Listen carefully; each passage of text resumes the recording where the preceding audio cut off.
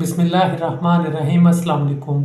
Doctor Shahid case के अंदर उनकी बीवी ने कहा है कि हम कयूम को कभी माफ़ नहीं करेंगे। अब मीडिया के अंदर बहुत सी खबरें आ रही थी सोशल मीडिया पर कि डॉक्टर शाहिद केस के अंदर उनकी बीवी का जो रवैया है वो नरम होता जा रहा है, शायद बेटे के लिए पिघल जाए और वो अपने बेटे को माफ़ कर दें या किसी तरह ये इसको बाहर निकालें जेल से। लेकिन ये सिर्फ सोशल मीडिया की हद तक है, सिर्फ बातें हैं जो कि आपको पता है कि सोशल मीडिया पर कोई कुछ बात करता है, कोई कुछ करता है। लेकिन डॉक्टर शाहिद सिद्दीकी की बीवी ने कहा है कि यूं को हम कभी माफ़ नहीं करेंगे। बाप ने इतने लाड प्यार से इसको पाला, सारी ज़िंदगी इससे बहुत ज़्यादा मोहब्बत की क्योंकि सबसे बड़ा बेटा था, इसकी सब ख्वाहिशें पूरी की और कारोबार के अंदर भी शामिल इसको किया। लेकिन फिर भी इसने ऐसा किया, हमें कोई उम्मीद नहीं थी कि ये ऐसा करेगा। कयूम जेल के अंदर है, कयूम को पछतावा हुआ। उसने ये कहा कि बाबा आप कहाँ हैं, आप कहाँ चले गए, और इस तरह बहुत सी बातें हैं कि वो पछता रहा है जेल के अंदर और उसने जो भी किया है उसके ऊपर उसको शर्मिंदगी है। लेकिन इतना बड़ा फैसला करने पर किसने मजबूर किया? अब यहाँ पे ये भी बातें आ रही हैं, जो कयूम का दोस्त है शहरियार, उसने इसको मजबूर किया था कि तुम अपने बाप को ऐसे कत्ल करो, और सारी चीज़ के अंदर वो शामिल था। जब पॉकेट मनी की बात आती थी कि कयूम का महीने का खर्चा 5 लाख था जो कि बाप देता था, लेकिन कयूम कहता था मुझे 5 लाख से ज़्यादा दें, कम से कम 30 लाख के करीब दें। तो बाप हमेशा कहता था कि तुम मुझे रसीद दो, कहाँ पे पैसे खर्चते हो, किस काम के लिए चाहिए मुझे बताओ तो सही, वो ऐसे क्या काम है। लेकिन बेटा जो है वो कहता था कि आप मेरे साथ ऐसे करते हैं, और जो शहरयार है कयूम का दोस्त वो कहता था तुम्हारा कैसा बाप है कि इतना अमीर है, इतनी दौलत है, लेकिन वो ऐसा कर रहा है तुम्हारे साथ। अगर चलो पैसा ना हो किसी शख्स के पास तो ऐसा समझ आता है कि उसका बाप उसको पैसे नहीं दे रहा। जब इतने ज़्यादा पैसे हैं फिर भी तुम्हारा बाप तुम्हें पैसे नहीं देता, ये कहना था शहरयार का। वो अपने दोस्त को भड़काता था कि तुम अपने बाप से पैसे लो।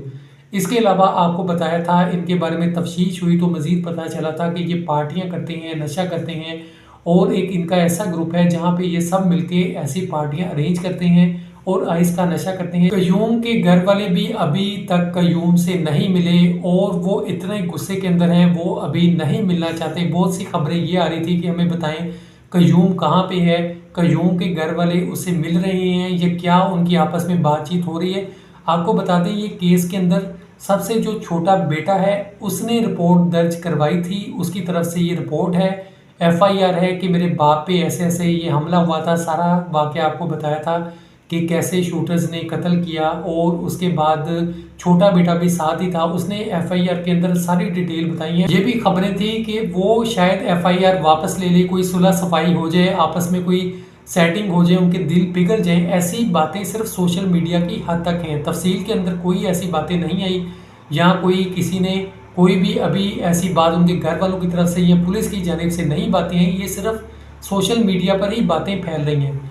तो कयूम के साथ जो लोग शामिल हैं उनको भी इसके अंदर सख्त सज़ा मिलनी चाहिए, ये कहना था कयूम की वालदा का। उन्होंने कहा, पुलिस को भी कहा, और वो हमेशा यही बात कह रही हैं कयूम ने जिस लड़की की वजह से ये काम किया है उसको आप लोग क्यों नहीं पकड़ रहे, उसको क्लियर चिट क्यों दे दी गई है, उससे तफ्तीश के बाद क्यों छोड़ दिया गया है। इतना सारा जो मामला हुआ है, जिस स्टेज पर आज हम पहुंचे हुए हैं, ये सब उसी लड़की का किया धरा है, उसकी वजह से ये सब कुछ हुआ है। कयूम ने ये सब किया है। वो 13 करोड़ की गाड़ी मांगती थी, उसको पसंद थी, कयूम ने उसके कहने पर अपने बाप से वो गाड़ी मांगी थी। आए दिन लड़ाई झगड़ा रहता था। उस लड़की ने शादी का भी कहा था और अब वो मुकर रही है कि मैंने शादी का नहीं कहा बल्कि कयूम मेरे पीछे पड़ा हुआ था। ये सब बातें सामने आ रही हैं। जैसे जैसे मज़ीद बातें आएंगी आपके साथ मैं शेयर करूंगा। आपको यहाँ पे यही बताना था, जो अपडेट्स हैं वो यही है, कयूम जेल में है, घर वाले सख्त नाराज़ हैं। सोशल मीडिया पर कोई भी खबर आती है तो आपको पता है हर बंदा बढ़ा चढ़ा कर पेश करता है। किसी के पास जैसी खबर पहुंचती है, जिस तरह से बताई जाती है, वो समझता है कि वो सच है, लेकिन ऐसा नहीं होता। आपको यही बता रहा हूँ कि ये सब बातें अभी सामने नहीं आई हैं कि सुलह सफाई हुई है, सिर्फ सोशल मीडिया की हद तक है। असल जैसे ही खबरें मज़ीद आएंगी आपको मैं बताता रहूँगा। अपना बहुत सा ख्याल रखिएगा। خدا حافظ، اللہ تعالی ہم سب کو برے وقت سے بچائے، آمین۔